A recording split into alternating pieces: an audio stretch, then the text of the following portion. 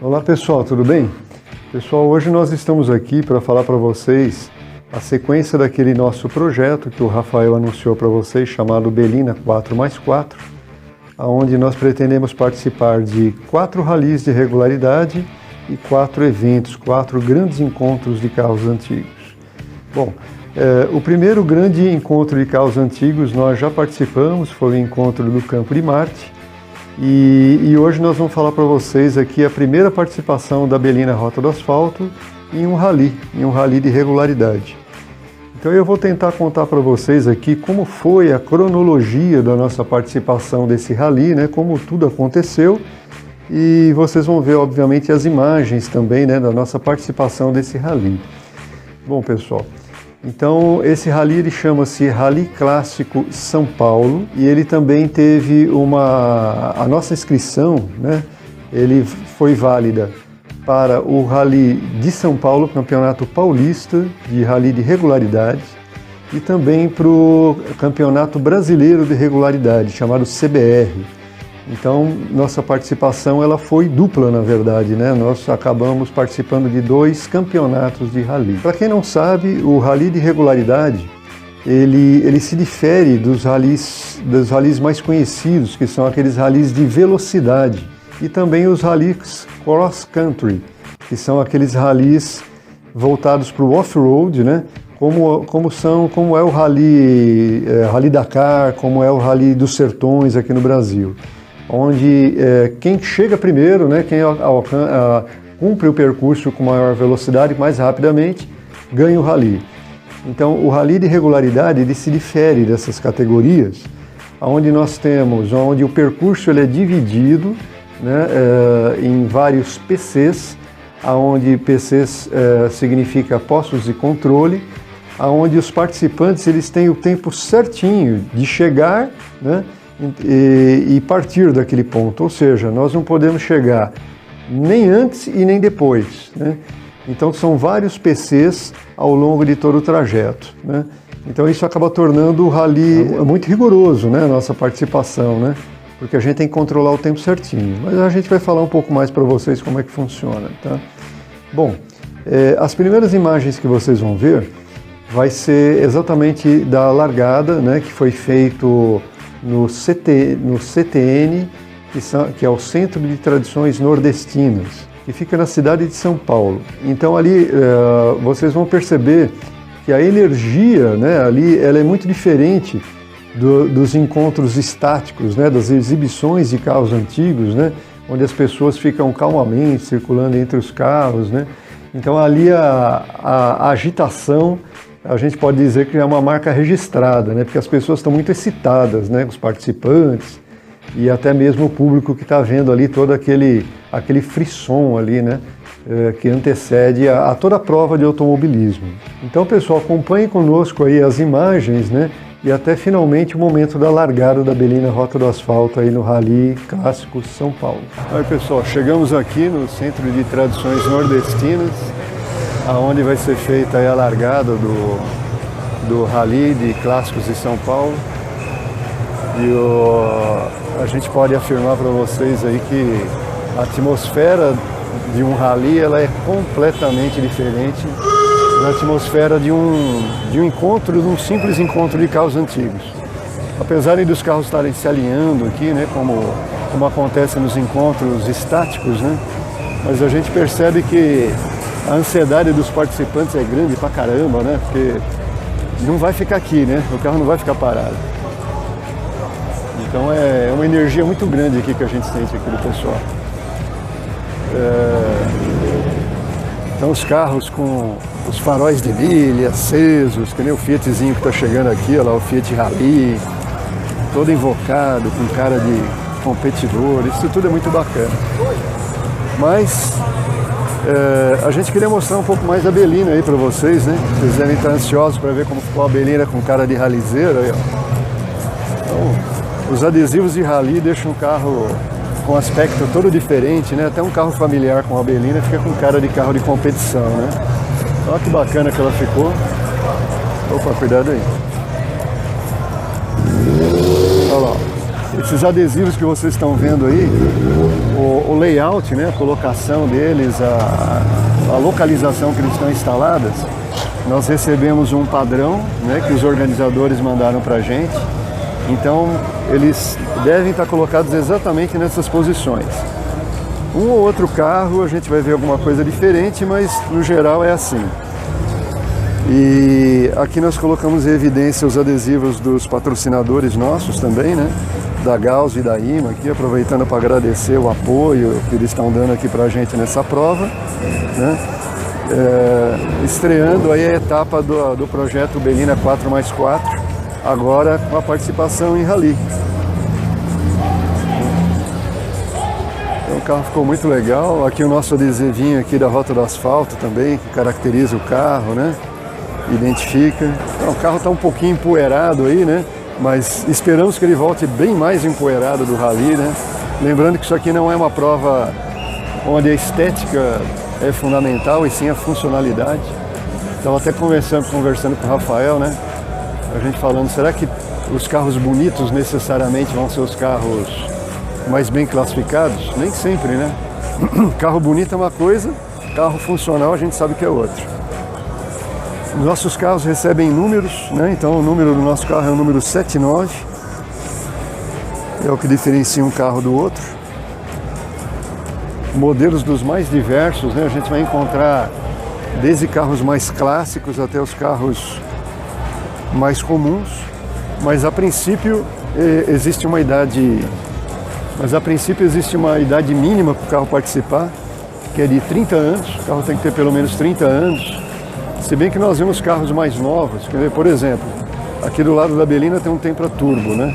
Você fala, o Tempra Turbo, se bem que ele está bem próximo dos 30 anos, mas ele entra numa categoria especial, por ele ser um carro esportivo, um carro de baixa tiragem. A mesma coisa acontece com alguns importados mais especiais, como a Alfa 64, que a gente vai ver ali na frente. Mas para vocês entenderem melhor, e até verem a diversidade de carros que tem aqui, nós vamos dar uma volta aqui para vocês verem aqui quanto carro bacana que a gente encontra aqui e diferentes. Logo de cara um carro interessante aqui, que é o Nick da Dacom. É um carro especial preparado por uma concessionária Volkswagen que ainda existe aqui em São Paulo, que é muito voltada na marca Porsche. O Nick, apesar da aparência dele não lembrar, ele partiu de uma Saveiro. Esse carro, na verdade, é uma Saveiro que teve a plataforma encurtada, né? E adicionada várias peças de fibra de vidro que dão esse aspecto totalmente diferente aí de mini carro. E atrás o Fiat 147 Rally, né? Bem de acordo com a energia do evento, né? Bem caracterizado para Rally também. Do lado do 147, um Chevette, vocês verem a diversidade, né, dos carros que a gente encontra aqui. Aqui é uma Alfa 64 Super, carro muito bacana, muito legal. E a gente vai perceber a presença muito maçante aqui da marca Alfa Romeo, porque esse Rally, na verdade, ele tem uma organização do Clube Alfa Romeo, né? Acho que o nome dele é Rally Quadrifoglio, não é isso? Que é uma quadrifoglio fazendo alusão ao símbolo da Alfa Romeo, que é um trevo de 4 folhas. Um dos símbolos, né, da Alfa. Aqui é uma Alfa Spider, né, que tem, por curiosidade, essa Alfa Spider ela tem a mesma mecânica da Alfa 64 Super. É um motor 3.0 de 24 válvulas, um motor maravilhoso aí, né? Você imagina, se a Alfa 64 anda tudo que anda numa plataforma grande, imagina numa plataforma menor, né, como o Spider, né? E esse carro ele tem esse nome Spider, inspirado nos faróis dianteiros dele, que lembram os olhos de uma aranha, né? Fusquinha, que não pode faltar, em nenhum encontro no Rally não seria, e aqui por falta de um tem 3 aqui, né? 2 com uma aparência mais original e um já bem customizado, bem preparado, com roda modelo Porsche rebaixado, com pisca diferente também, né? Com um carro já muito customizado. Ele já está bem com aquela aparência de German look, que o pessoal chama, né? Aqui, à minha esquerda aqui uma veraneio. Essa veraneio a gente vem encostando, ela tem mecânica diesel, pela batida do motor dá para perceber claramente. A frente bem baixinha, então vocês vejam que originalidade não é o que conta no rally, né?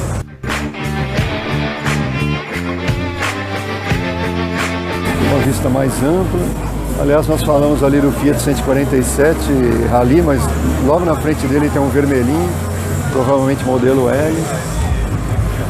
Uma Alfinha Giulia chegando 73, um carro muito bonito, muito bacana. Eu particularmente gosto muito desse modelo.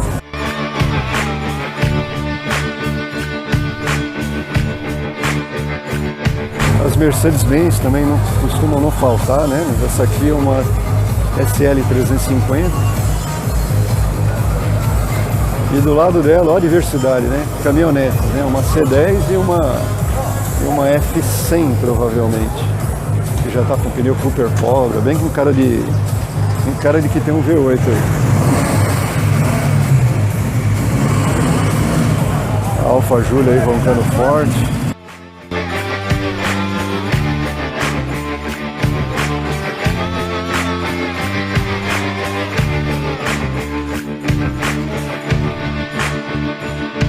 Mais uma BMW, uma E30 chegando aqui.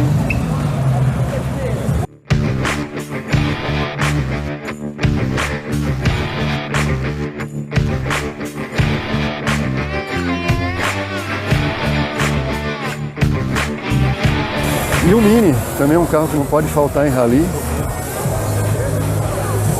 Uma coisa muito curiosa do Mini, né, conhecido como o carro do Mr. Bean, é o tamanho da roda dele, né? Uma roda diminuta, né? Uma roda de, se não me engano, 10 polegadas. Muito pequenininha, deve ser muito difícil conseguir pneu para um carro desse, né? Ao lado dele, duas Puminha GTE, duas GTEs. Aliás, a branquinha GTE e a de trás uma GTS. Cadete GSI chegando aqui. Uma dupla de Alfa Romeo aqui, né? À esquerda um Alfa Romeo 2300 Ti e do lado dele um preto Alfa 155. A 155 ela usa curiosamente a mesma plataforma do Fiat Tempra e ele foi um carro que foi muito utilizado e fez sucesso na categoria DTM na Alemanha. A DTM ela é uma categoria que se assemelha à nossa Stock Car ou mesmo a NASCAR dos Estados Unidos, né? Digamos assim que seja a Stock Car da Alemanha. E as Alfa 155 fizeram muito sucesso lá. Carro muito bonito, muito bacana aqui também. Aqui no Brasil nós tivemos essa versão, né, de sedã e tivemos a versão hatchback também, que era as 145, que eram montadas em cima da plataforma do Fiat Tipo.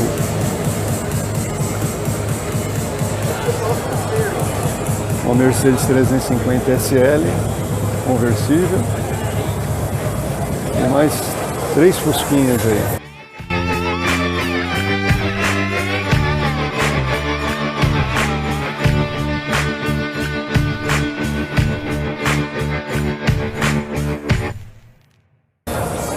Esse carro laranja que vocês estão vendo aí, pouca gente identifica ele. Esse carro ele é um JK, é um carro que foi produzido aqui no Brasil. JK são as iniciais do nosso ex-presidente da República, Juscelino Kubitschek. E ele era basicamente um Alfa Romeo. Um Alfa Romeo, mecânica, isso lá nos anos 60. Um Alfa Romeo com motor 2.0, câmbio de 5 marchas e freio a disco. Isso lá nos anos 60, hein? Esse JK ele parou de ser produzido em 1972, 73. Esse modelo aqui, ele provavelmente é um 72. Ele foi um carro antecessor ao nosso Alfa 2300 que a gente acabou de ver lá na esquerda.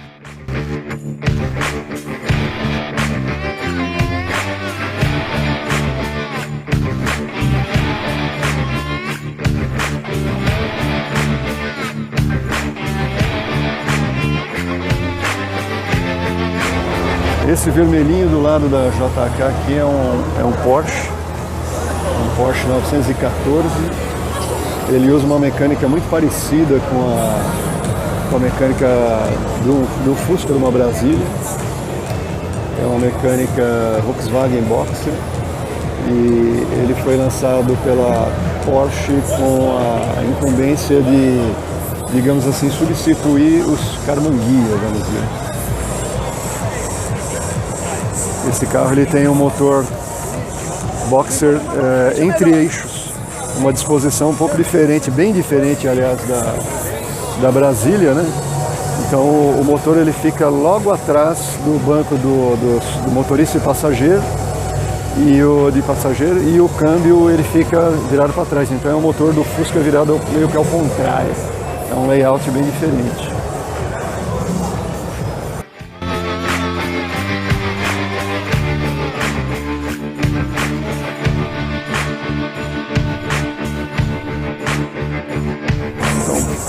Partindo ali das puminhas que a gente viu ali, né? Então temos aí Brasília, Gurgel, um Opala muito bonito e um Cobra, né? Provavelmente uma réplica da marca Glasspack, que foi a mais famosa aqui no Brasil. Apesar de existirem outras marcas que fabricaram o Ford Cobra. Do lado dele mais uma Mercedes SL. Essa Mercedes ela foi chamada de Pagoda. Ela é conhecida como Pagoda.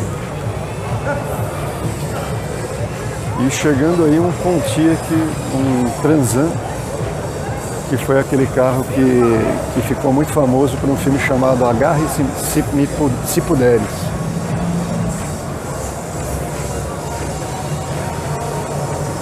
Filme que passou na década de 70.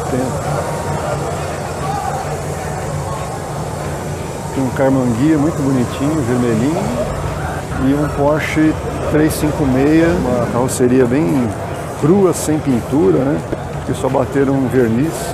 Ele está bem com a cara de hot rod.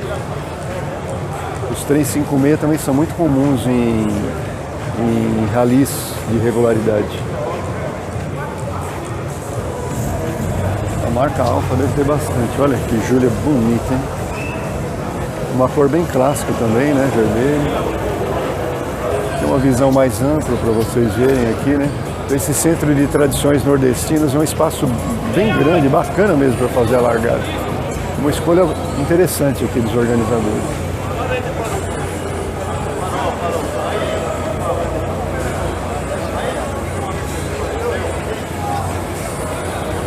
Aqui mostrando a disposição da marca Ford. Tinha que ter um Fordinho A também, né? Ford A numa cor amarela bem divertida, tá? Fora do original, as rodas são de aço, né? As rodas originais seriam de madeira. Mas aqui o que conta não é originalidade, sim o carro funcionar bem. É um carro que provavelmente foi montado com o intuito mais de divertir o dono do que ganhar concurso de elegância, que é o que mais interessa, na verdade, né? Se não atende o dono, não adianta nada. A Alfa Romeo chegando também, modelo 155, aquele mesmo modelo que nós vimos há pouco ali. E agora a gente está se aproximando da área onde vai ser feita a largada. Por enquanto os carros estão chegando, né? Para o pessoal da organização determinar a ordem de largada, uma BMW 540, e o que marca é uma mecânica V8 provavelmente, é um chassi bem grande, né? É uma série 5, e esse carro ele está aparentemente muito preparado para o rally de regularidade, onde a gente pode estar vendo ali na parte interna do carro ali aquela série de instrumentos de navegação. Como eu estava falando para vocês, né, esse ponto aqui, ele é a chegada dos carros, mas também vai ser a largada. Agora a gente começa a se aproximar dos prováveis primeiros carros que vão largar, que são da categoria Pro, que são os carros mais bem preparados, né, para rally. Então ali nós vemos um MG, que é um carro inglês, já com aparentemente uma preparação já muito voltada para rally, né? Ele tem ali alguns instrumentos de navegação.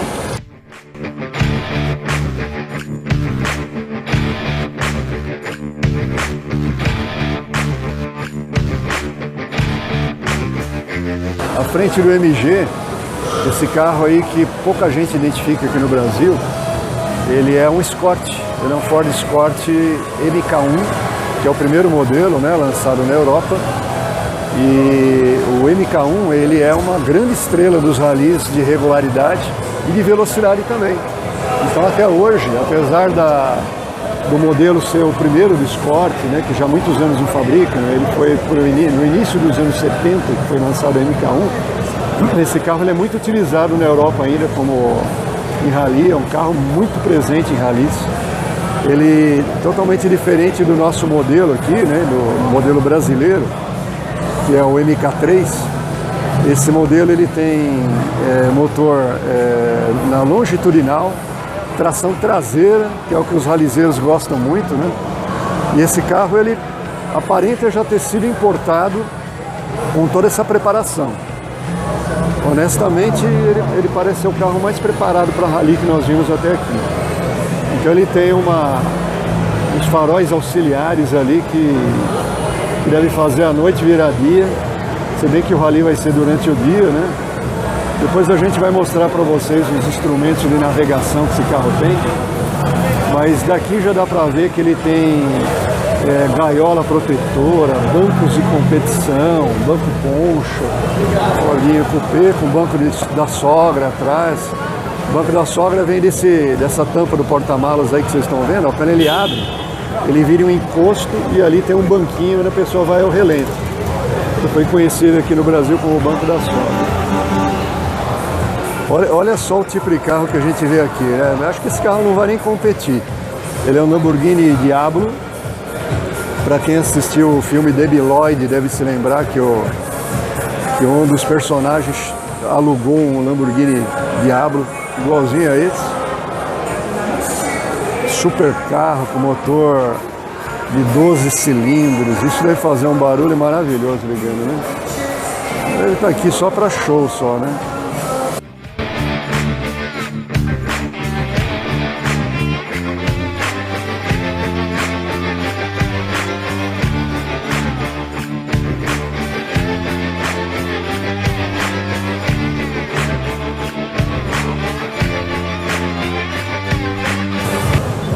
Aqui também é uma das estrelas do rally, esse Mustang Fastback, que vocês estão vendo. Mustang do ano 1969, equipado com motor V8 302, que foi o mesmo motor que equipou aqui no Brasil os nossos Maverick e também a linha Galaxy de 1975 até 1983. Então ele é um carro que nas edições anteriores desse mesmo Rally de São Paulo, ele foi um dos carros mais bem classificados e ele está muito bem preparado também. Só os equipamentos de navegação dele aí deve ter uma cifra que muita gente admira.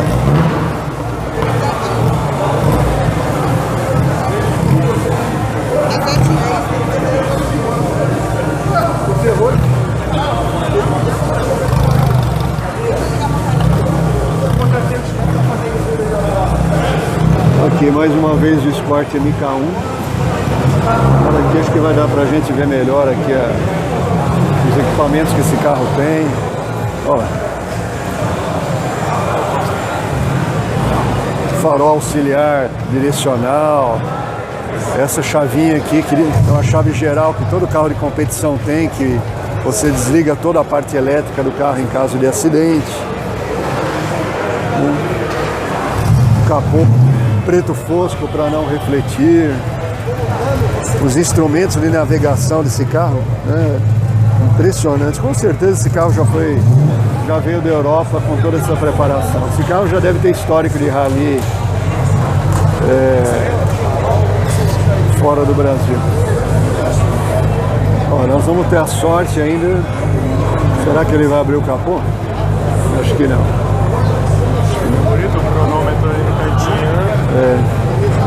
então apesar dele estar muito bem equipado, né, com equipamentos de telemetria e tudo mais, parece ser uma instrumentação mais tradicional, né? Mais antiga até, né?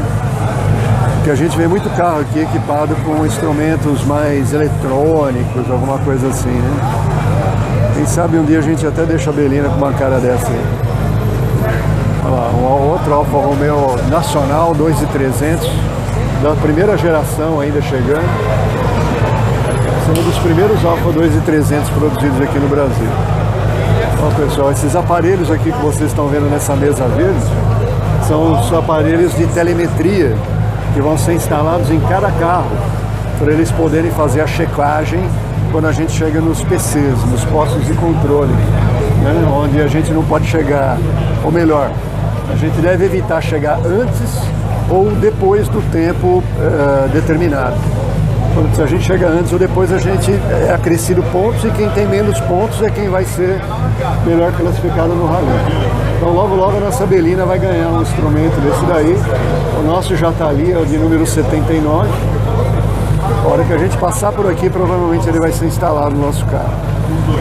Bom, pessoal, nós vamos dar uma paradinha aqui no vídeo aqui, e a gente já vai se direcionar para o nosso carro, porque de repente pode ter alguma instrução para nós lá, e a gente quer se preparar da melhor forma possível. Bom, pessoal, vocês viram aí, né, a nossa apresentação de alguns dos carros, né, que participaram aí desse rally. No total foram 118 carros que foram inscritos, né? E esses carros eles são divididos em categorias. No caso da Belina Rota do Asfalto, por exemplo, ela se enquadrou na categoria clássicos, do ano de 1981 até 1993. Lembrando que a Belina Rota do Asfalto ela é do ano de 1988, né? Bom, todas essas regras, né, e algumas outras também a respeito do rally, elas foram informadas para nós através de uma atividade chamada briefing, né? O briefing ele é feito um dia antes, é uma reunião, né, onde todos os participantes assistem, que é feita pelos organizadores da prova, onde eles passam todas as regras do rally, né, para que todo competidor seja consciente, né, do que vai estar acontecendo. Tá? Então, logo depois da disposição dos carros no pátio, como vocês viram aí, esses carros eles são chamados, né, de acordo com o seu número de inscrição, e eles passam rigorosamente 1 por minuto no totem de largada. Então, chegando ali, alinhando, né, eles são alinhados no totem de largada. Então, o apresentador fala um pouquinho sobre cada carro, né, por exemplo, né, essa daqui é uma Belina 1988, modelo L, o piloto é o Wagner Coronado, o navegador é o Rafael Pérez. Então, fala algumas curiosidades, é aquela Belina que fez a viagem para a Cordilheira dos Andes, algum dado curioso a respeito de cada automóvel. E aí, rigorosamente, esse automóvel sai e 1 minuto depois só é que vai largar o outro, né? Para quê? Para que não exista, para que seja evitado, melhor dizendo, né, o encontro desses carros ao longo do percurso. Uma vez que todo o tempo, né, todo o deslocamento ele é cronometrado, né, e teoricamente os carros não devem se encontrar na estrada, né, porque não deve haver ultrapassagens. Agora, é claro que acaba existindo, né, porque alguns competidores acabam se atrapalhando no tempo e acabam ultrapassando, por exemplo, o carro do lado, da frente, ou sendo ultrapassado pelo carro de trás, né? Então essas coisas às vezes acontecem num rally. 3, 2, 1, boa prova ao Edson e Gustavo, valeu! Então agora aí na sequência vocês vão ver os nossos trechos de deslocamento, né? Então vai ser bastante interessante aí para vocês acompanharem, então sintam-se a bordo aí da Belina Rota do Asfalto. Ó, pessoal, estamos aqui na prova. A gente está numa rodovia aqui na cidade de Cabreúva. Tá? Nós estamos percebendo que isso aqui ele é bem complicado de a gente manter as velocidades médias, muito mais do que a gente imaginava. Então aqui nós temos o roadbook, onde a gente tem que seguir rigorosamente essas orientações de acordo com esses símbolos aqui que eles chamam de tulipas, né? Não é que é complicado, é que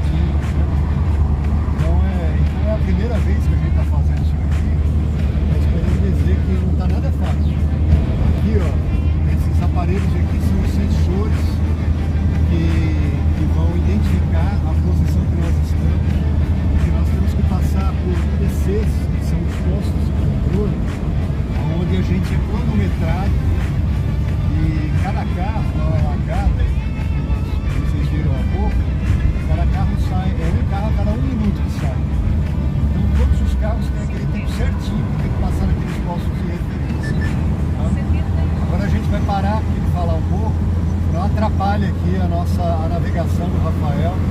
A função do Rafael como navegador, ela é muito mais difícil do que a minha como piloto, muito mais difícil. Então, basicamente, o piloto ele tem que fazer exatamente o que o navegador determinar. Então, é uma pilotagem assim, totalmente confiante no navegador. Durante as nossas viagens de longo percurso que nós fazemos, também a gente tem que ser navegado. Mas, olha, honestamente, não se compara ao que nós estamos passando aqui. Porque quando a gente está viajando, só é importante a gente não errar o caminho. Agora aqui não, né? Aqui não pode, errar o caminho é inconcebível, né? Nós já ficamos sabendo de carros que quebraram, que já pararam, que já voltaram rebocados, que já estão fora da prova. Bom, pessoal, eu acho que deu para perceber aí, né, que ao longo da prova é muito difícil a gente filmar e fazer toda a narrativa, né? Porque a prova ela é muito mais difícil do que a gente pode imaginar, né? Afinal de contas, tudo é cronometrado, né? Então talvez não tenha ficado muito claro para vocês, mas eu vou tentar explicar e completar algumas informações que podem ter faltado aí durante esse deslocamento aí que vocês viram, né? Então, a primeira coisa que nós recebemos lá antes de fazer a partida é esse livro aqui, né? Que é chamado Livro de Bordo, né? Ou Roadbook também pode ser, né? Onde nós temos aqui todas as informações necessárias, né? Para todo o circuito, né? Para todo o deslocamento, né? Então ele tem 32 páginas, né? Onde começa desde do iniciozinho lá, a nossa saída pelo totem de largada até finalmente atingir lá o final da prova lá, né, que é no circuito, no Autódromo de Capuava. Então nós temos esses símbolos aqui que são tradicionais, isso daqui podemos dizer que é normalizado, independente do país onde você esteja, onde tem esses símbolos que eles chamam de tulipa, né? Então aqui você tem a indicação se você tem que virar, se você tem que contornar, em quanto tempo você tem que fazer, né? Então são símbolos, olha só o desafio aí que o Rafael, né, que todo navegador tem, né? Interpretar todos esses símbolos e estar orientando o piloto, né? Então podemos dizer aí que o trabalho do navegador, ele é muito maior do que o do piloto, né? Quando a gente fala de um rally, a gente imagina, né? Não, o piloto que tem todo o desafio, claro que tem o desafio também, mas o navegador é muito maior, porque constantemente ele tem que ficar fazendo essa leitura, controlando o tempo, né? Aí, detalhe, nós recebemos também, né, um aplicativo que é instalado no telefone celular, né, ou num tablet também, né, onde ele vai acompanhando simultaneamente no aplicativo e aqui nessa planilha também, tá? Então vocês devem ter observado também que no para-brisa do nosso carro, no canto direito superior do para-brisa, são instalados 2 sensores, né? E esses sensores é para acusar exatamente a nossa localização e fazer toda a cronometragem, né? Então vocês vejam como isso realmente é controlado, né? E por que são 2 sensores, né? Porque a gente está participando de duas etapas não, né? Uma única etapa é válida para os 2 ralis, né? Para o Rally Alfa Romeo, né, que é o Rally Paulista, o Campeonato Paulista, e para o CBR, Campeonato Brasileiro de Rally. Bom, todo o deslocamento, ele compreendeu aí aproximadamente 250 quilômetros, né? Então é claro que a gente tem que fazer uma parada no meio disso, né? Aí você para quando você quiser? Claro que não, pessoal. Tudo é cronometrado no Rally. Então nós paramos num posto de combustível, né? E nesse posto nós ficamos lá um tempo que é pré-determinado, ou seja, a gente tem hora para chegar, hora para sair, foram 30 minutos, que parece que é muito, mas não é, acaba passando muito rapidamente, né? Algumas pessoas tiveram inclusive que fazer alguns reparos rápidos no carro, né? Felizmente a Belina não precisou fazer nada disso daí, né? Então com isso aí fez a gente ganhar tempo, praticamente a gente foi ao banheiro, digamos assim, e fez um lanchinho lá rápido, né? E já partimos para a segunda etapa. As rodovias que nós pegamos, né, você fala, poxa, mas vocês saíram de São Paulo e foram até o Autódromo de Capuava, que fica na cidade de Indaiatuba.